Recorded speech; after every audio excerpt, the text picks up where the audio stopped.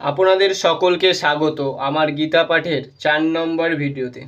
এখনো পর্যন্ত আমরা জেনেছি গীতাজির প্রথম অধ্যায় বিষাদ যোগের শ্লোক 1 থেকে 15 ও তার অর্থ পর্যন্ত। আর আজকের ভিডিওতে আমরা আলোচনা করব শ্লোক নম্বর 16 থেকে 20 ও তার অর্থ। সকল বড়দের প্রণাম ও ছোটদের ভালোবাসা দিয়ে শুরু করছি আমার আজকের ভিডিও। তো শ্লোক নম্বর 16। अनंत विजयं राजा कुन्तीपुत्र युधिष्ठिरः नकुलो सहदेवस्य सुघोषो मणिपुष्पका। এই শ্লোকটির আক্ষরিক অর্থ: এখন সকলে নিজ নিজ শঙ্খ বাজিয়ে যুদ্ধের উদ্ঘোষ করছিলেন।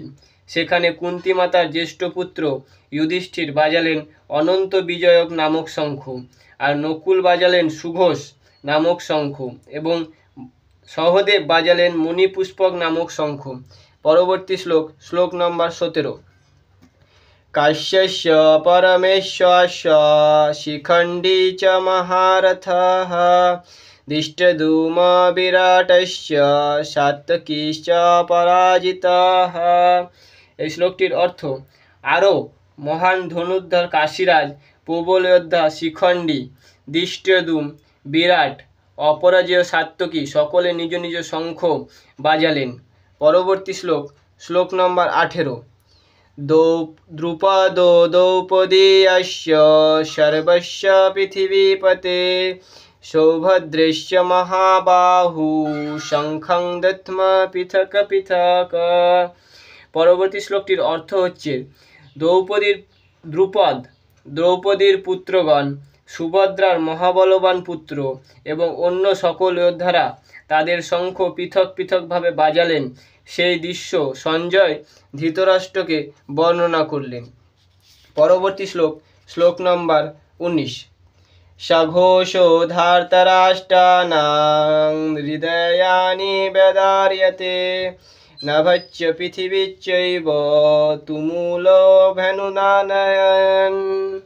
এই শ্লোকটির অর্থ: সকল শঙ্খের সে শব্দ ছিল প্রচণ্ড।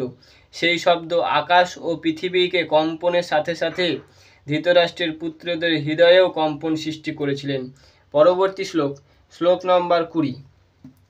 অথ ব্যবস্থিতান দৃষ্টা ধার্তরাষ্ট্র ন কপিধ্যজা প্রবর্তে শাস্ত্র সম্পাদে ধনুর্দম্য পাণ্ডবা ঋষিকেশো তদা বাক্যম মিদমাহ মহীপতে।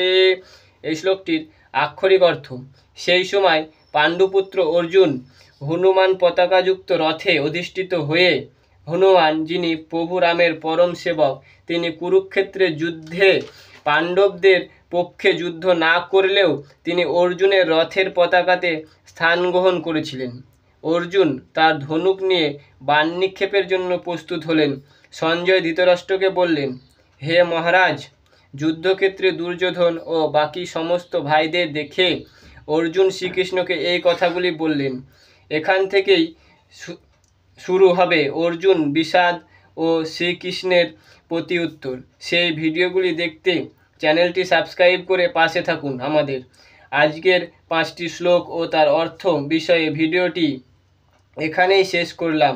কাল আবার দেখা হবে পরবর্তী 5টি শ্লোক ও তার অর্থ নিয়ে। সকলকে ধন্যবাদ ভিডিওটি পুরো দেখার জন্য। রাধে রাধে।